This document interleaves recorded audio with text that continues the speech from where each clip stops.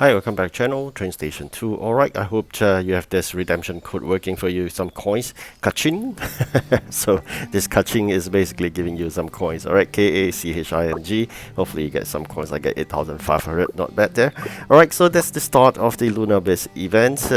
Hopefully you're doing well. I mean, you have lots of things to prepare. As I mentioned in my previous videos, the introductions, the saw blades, nails and copper. These are the really core items that you got to prepare beforehand. But that being said, you'll be running really fast in terms of inventory, low inventory, because of the high numbers being requested. But again, this is the start of it. It is the easiest of all. Once you hit 100% or the later part of the event, you'll be grumbling that they're asking for hundreds or even not thousands of the items. Now it's only 100 plus. Not too bad for me in terms of that, because when it comes to only 100 plus, I would be able to deliver them fast. Given the fact that I've got the number of dispatches, but the capacity, the train capacity is always a problem for me at this juncture. Just entered Japan and definitely working really hard. You can see here I'm already at 712 level, so that is how hard I've been working through Japan. Hopefully to just get more keys and get good trains, but as usual it's not possible with Pixar being so stingy. 7 tries or 8 tries of 100 keys container are just getting 8 commons. So that is really ridiculous at this current juncture, or the experience I'm having in Japan. But Pixel is like that. There's no way you can change it unless you change the developer. So that said, it's impossible. Anyway, we are enjoying a free game. Do not complain. That's always been having to remind myself. Not spending a single cent in the game. It's a free to play. I urge you to do the same. Otherwise, we committed too much into the game, and you want to give up, it's a bit tough.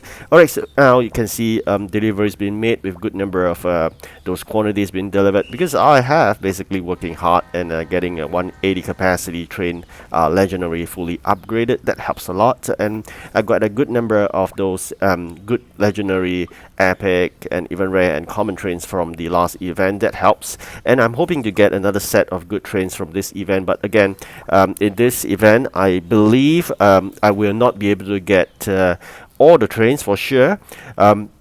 I'm also doubtful whether am I able to get that 1,000 coins, but I'm working towards that, because it is really tough in terms of competition, because when you have only 4 capacity a common train and you're trying to do deliveries, you know how painful it is. Probably get 10 hours to do a job. So it's not as easy as when you get those 30 capacity common trains and just send probably 3 or 4 at the same time. Within an hour you get it done and you're climbing into the ranks. But that's being said, I believe starting late is still a need. I've started about 12 hours or so. Later, when basically you don't lock in the game, since the last time you played until you lock it again is about 12 hours later. By locking the game and not into the event maps or the so-called competitions doesn't save you from the fact that you are already enrolled into the competition. So do not misunderstand that when you do not click on that event map you are fine. No, it doesn't. The moment you lock in the game, you're being registered. Alright, so make sure you do not lock in the game for at least 12 hours. So that's the start of every competition, what you must do. That being said, you must also basically try your best to get all the items prepared. That said, that is moving forward towards the second competition itself. You must get EP head start. EP head start generally means you collect or do not collect, actually, my bad. Do not collect the completed jobs until the start of the event. Complete all 3 jobs, have the EP ready to collection. When the start of the competition happens, collect all 3 of them, and that's the EP head start you must get. Alright, so the other thing you're going to do is to upgrade your Lunar factory. I'm going to spend 110 gems here, 30 gems for the first slot and 80 gems for the additional, i.e. the 4th slots. So in total 110 gems must be spent to expand your Lunar based factory to 4 slots. That is a need, and you must do it. If you were asking me how do I get gems, then probably you have not been saving much. I've been saving up in terms of those gems from events. Sometimes you get like 10 or 20 gems. From a video you get 1 gem, but throughout the whole event you should get back quite a number of gems as well. So that's what I've been saving every time before a major event happens. Do not spend gems to buy train containers. That's totally awful. Do not do that, because once you do that, you'll be wasting your gems. Trains are unlimited. I'll put it this way: trains are unlimited, because there are so many events that you get event fatigue. You have endless number of trains. Ignore the design. Design is just one part to basically lure people into spending real money. Ignore that. Trains are trains. They comes with train types and region. Right? So ignore about how it looks like, but generally, if you require a steam engine and a rare train, you get a steam engine and rare train to get it delivered. Right? Regardless whether how it looks, it just works. Alright, so if you have that mindset in place, you should be fine. You shouldn't be spending a single cent in the game.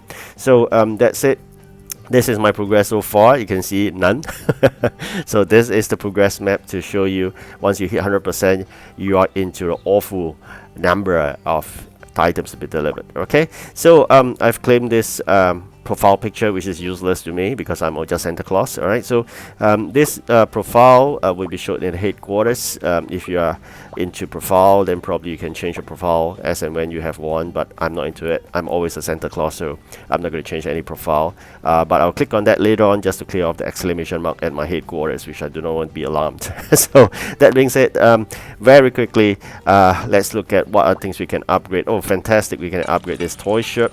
That will increase a bit of population once it's fully upgraded, and definitely some other jobs are going to keep right now, because this is something we can do later on.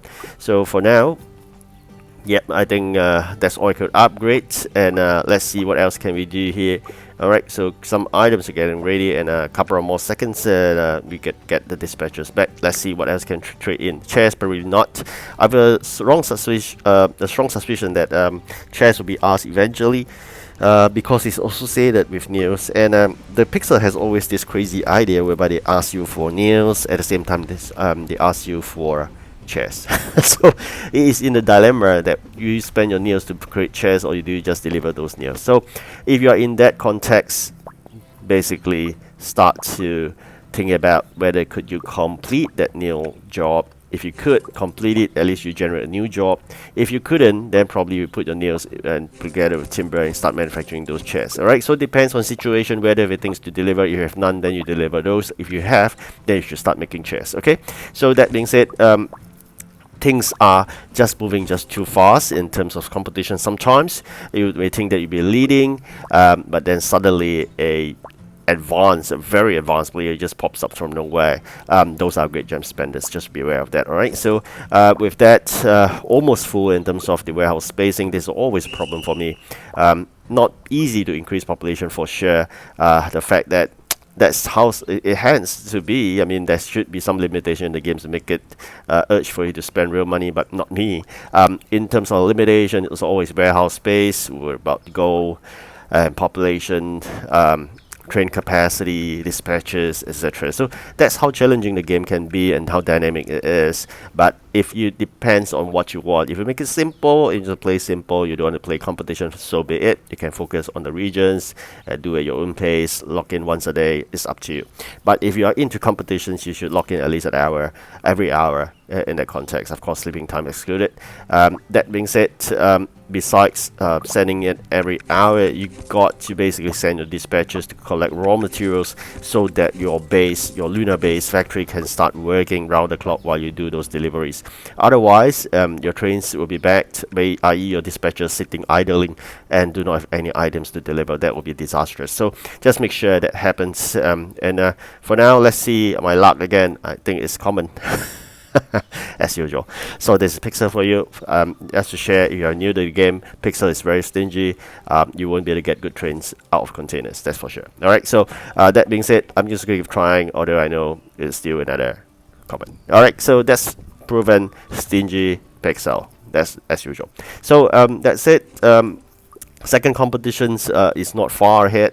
Just complete this one, you'll be another day or so and you're facing the second one, trying to get those number of coins as much as possible within the first 3 competitions, because those are the easiest. Once you enter the 4th one, you're almost 100% complete. You'll face a very tough challenge because everybody's struggling.